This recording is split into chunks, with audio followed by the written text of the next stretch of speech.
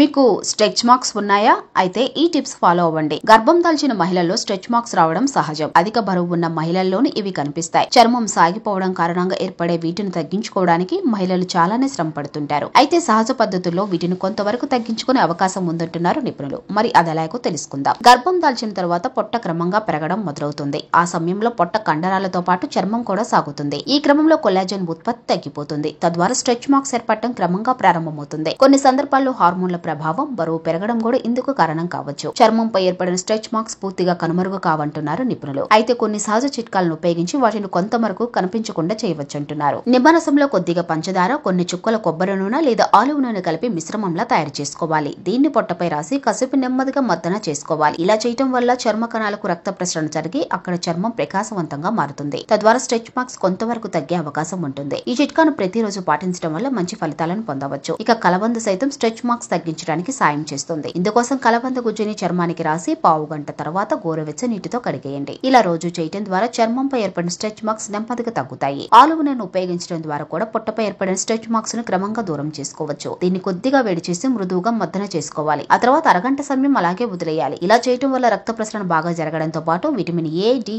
చర్మంలో బాగా ఇంకుతాయి. దీనివల్ల కూడా స్ట్రెచ్ మార్క్స్ తగ్గే అవకాశం కొంతవరకు ఉందంటున్నారు నిపుణులు. ఈ చిట్కాలు పాటించడంతో పాటు అవసరమైతే వైద్యుల సలహా తీసుకోవాలి.